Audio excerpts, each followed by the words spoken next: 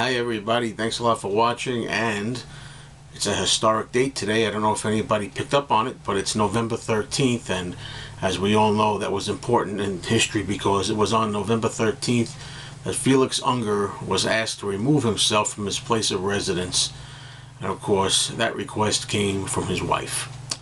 Anyway, recent Beatles finds, okay? Starting with this 10-inch record. Wait a minute, I'm looking around to make sure, trying to hide some of the stuff back here. Anyway, this 10-inch record I've shown before. I've got at least 2 copies of it that I know of. It's From Us to You, a Parlophone rehearsal session. It's a bootleg, and I have one of them on plain black vinyl, standard, and the other one is on a red splatter vinyl, but this one I got on gold vinyl, and this is not really a Parlophone rehearsal session. It's actually the BBC sessions outtakes, really, from some of the sessions there, and it's enjoyable, but I think I'm getting into the routine of wanting to complete a multicolored collection of these. In late 1970s I had the blue version on blue vinyl, and maybe I'll get that again. I don't know. You just, when you're collecting, you just wind up getting into all of this kind of crazy thing, you know. Alright, next one is an album I used to have in my original collection. It's the Beatles Greatest Hits Volume 1 from Australia pressing. And here's the back cover. And this one happens to be on orange Parlophone label, in really nice shape. Okay, next item I'm going to show is an upgrade. It's an album that I got not too long ago in lesser condition, and I was able to find a nice one. I'm just trying to get this back in here, folks. Not very successfully. Okay, this is a Venezuelan pressing of the Help album, and it's noticed with the yellow type of Parlophone logo there. It was said to be in mono, but it's funny, I played this, in the first track, Help, has the James Bond introduction from the American album, which is weird. And later on in the song, it sounded like the single edit. It was weird. But anyway, yeah, this is definitely a lot better than the one I had. Really nice shape. I mean, you know, you can see how it kind of shines, and there's not really anything really marked on it. So it was really good to get that in an upgrade, and I will probably trade or sell off my other one. Probably go to one of my stores and get some credit or something for it. You know, I'm sorry about this delay here, folks. I try to talk in between here, so it's not too boring in between putting stuff back in the bags. Alright, next up, we have an album that was recommended to me. I happened to find it. It's Denny Laine, who was in Wings, among other things. And it's produced by Paul McCartney and photographs by Linda McCartney. Denny Laine's Holly Days. Buddy Holly tribute, right? And the inner sleeve has some pictures here of Denny. It's on Capitol, a 1975 release.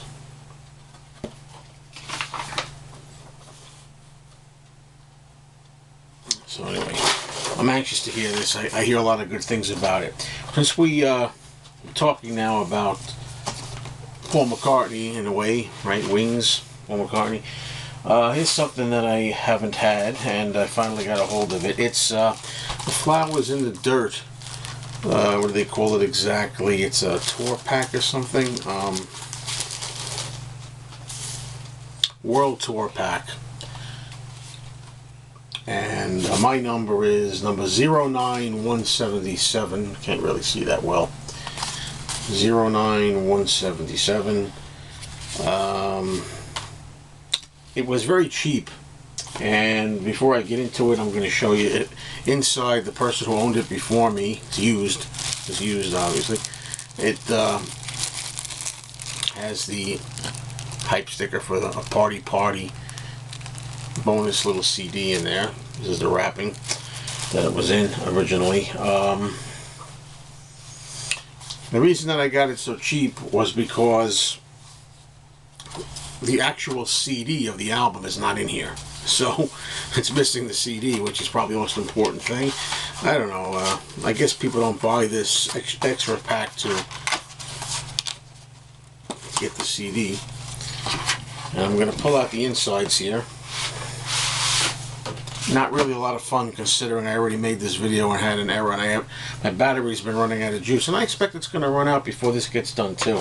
Alright, in this box we have looks like an ad slick for the Flowers in the Dirt album. Big deal. A poster that's not exactly very fascinating. Oh, wait a minute, this one is. I didn't notice this poster the first time I made the video. This poster is actually pretty cool. First time I went through the video, I don't know how I missed this poster, but somehow I missed it. The one I showed wasn't as exciting, and I will get to that right now.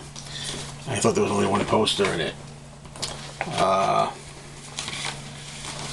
Not easy to show the whole thing here, you know. Right? Paul McCartney's band. Paul McCartney band. It's just a whole bunch of writing and details about the band. I mean, I don't. As you can see, I'm not that really thrilled with this overall.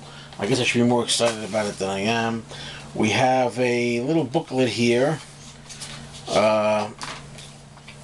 Friends of the Earth advertisement for global environmental advocates, in case you're worried about the planet, you know. I don't like this kind of, shameless plugging for a cause like this, you know. I didn't like when Paul was doing that, but it's better than him going around with his veggie stuff, in my opinion. It comes with a bunch of postcards. You can see the back there. They all have the postcard written on the back, and I really wonder if anybody out there actually takes these postcards and sends them in the mail. I mean, for God's sake, I mean, it's a collectible. Why, why do that? You know, you have your other band members here from the tour. This is from the 1989-1990 tour, of course, I should mention. And there's the late Linda McCartney.